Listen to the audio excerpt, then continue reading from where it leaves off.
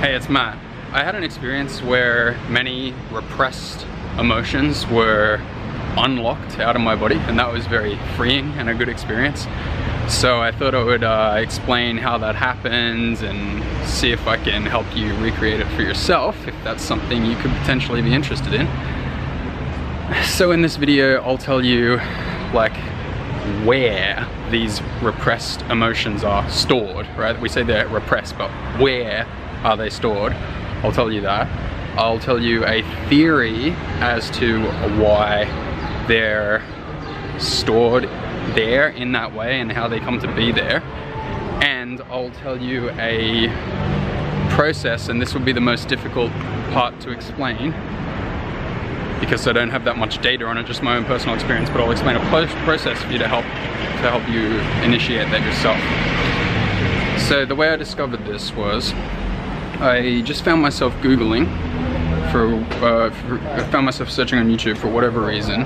I typed in developmental movement. Found this video by just some random chick who has like 4 videos on YouTube and 32 views each.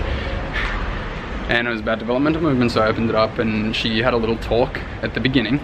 And she was like, you know, these like developmental movements, these are what babies do to develop their movement. And it can happen that they will, and she said, trigger repressed emotions to come up. And I was like, huh, that's pretty funny. I wonder what that would be like. Anyway, I'll just try this movement out. It's not really important what the movement is. There's so many different developmental movements, and I don't think developmental movement is the key to this, right? But, or it could be actually, maybe it is. So I tried this movement, and it was basically laying on my back and just kind of like rocking back and forth very softly using my using my foot to create the motion in a particular way. It's very complicated to explain.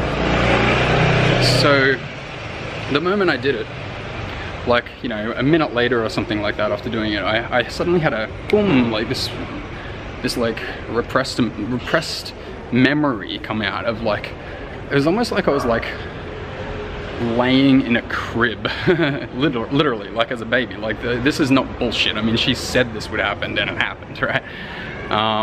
So it was like I was like just crying or like sad or something like that, and like just being like stressed out. And at the same time as I had that memory, I felt like my spine, like right down in my lower back, just like become like a bit more relaxed. Like it just like moved a bit more into the right place, and the muscles around it just relaxed a little bit. So that happened. And at the same time, the other thing that happened, the triad, was that I felt like an emotion come up, like just kind of like a fear-based emotion. So there was a memory, like an image, a visual memory, a relaxation, and an emotion. Those 3 things, right? This triad. And over the next 10 days, that thing kind of like opened up the floodgates or something like that. And just by kind of like replicating the style of movement that I'd done, and like I discovered a few different styles of very subtle movement over the next week or so, the process kept happening. And all these emotions, like usually you know, ones that come from like before age 18 would come up, and it'd always happen in this triad. So there'd be always a memory, like boom, like the memory, whoa, like you know, I'd be moving, right, and then suddenly I'd like move in a way, and like then a memory would come, and then there'd be a relaxation in this particular area of muscle. And then I'd like start to experience the emotion, like seriously, like weird types of memories from like childhood and being a teenager, right? Just nothing too weird, all just typical stupid shit. It doesn't matter, it could just be the most basic weird stuff, right? Like nothing, it doesn't have to be like crazy at all, just normal stuff. That would all come back, and it was like very strange, very interesting. So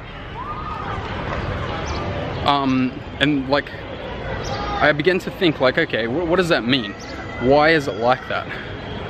I was like, and I came up with a theory about how emotions get stored there. And I don't think it's, and I don't at all think it's BS that emotions are stored in like layers of muscle, because just a week and a half ago, much later after this process, I was talking to, no, I wasn't even talking, I was listening.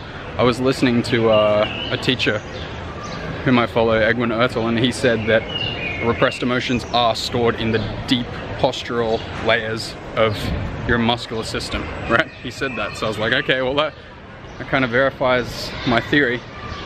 So I have this theory that first an event happens that causes you, that would cause you to feel like an unwanted, at the time at least, emotion. So the emotion comes up, you don't want it, or it just doesn't, probably because it just doesn't feel good. Like embarrassment comes up and you're like, ugh, right? So, but how does that emotion come up? Like, how does that happen? Well, I theorize that probably something like your brain just like goes, just like sends it down and squirts it into your body. And it's kind of like there as chemicals waiting to like mix with your cells or get eaten by your cells or something like that, and then like cause all those reactions. Of course that's not science, but that's just kind of like a good way to imagine it. But I believe that it sends it to like a, I don't know, just some specific location or something like that. And if you don't want to feel the emotion, if you don't, like if it's like too much, you can actually like wriggle out of it. Like imagine, there would have been times in your life where emotion came up and you were like, no, you just like, no, I don't have time for that right now, and you just didn't process it all. Like what happened to that? What happened to those orders from your brain? Like what happened to them? Where are those chemicals? It's some sort of chemical reaction, right? If you didn't process it, well, what happened? Where did those chemicals go? I reckon, my theory is that those chemicals, they're just down there waiting for you. You like wriggle out of the way, like you literally, I don't mean like metaphorically, you literally wriggle your body out of the way of the emotion chemicals, right? And you just like move up, like maybe that's like raising your shoulders, like, oh, get away, right? And just every raise the shoulders a bit more, a bit more, a bit more. Or like squeeze your back or something like that. They say that anger can get stored in the lower back. Okay, so that's my theory about why it's like that, like why repressed memories are like, and emotions are stored in muscles, because they're waiting there for you, because you've actually just kind of like somehow managed to scoot the cells away to just like literally get away from those chemicals and not interact with them. Just a theory, but it seems logical to me.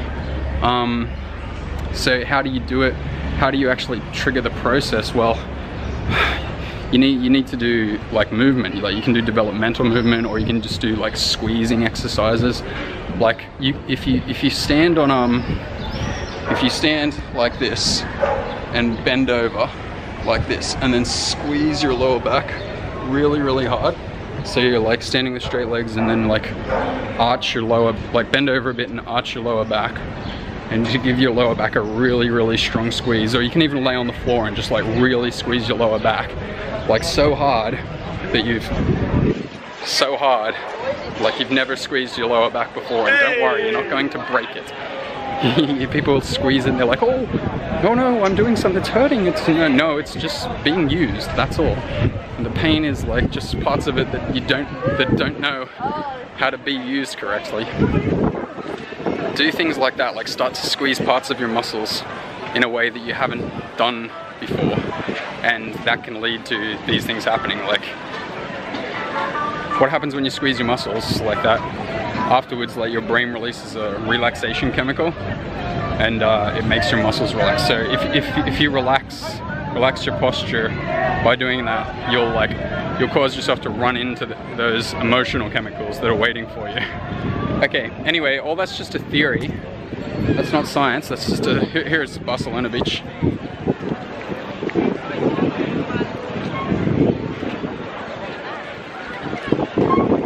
So all that's just a theory, but feel free to try it out, and if you just want more information, you can Google or YouTube Developmental Movement.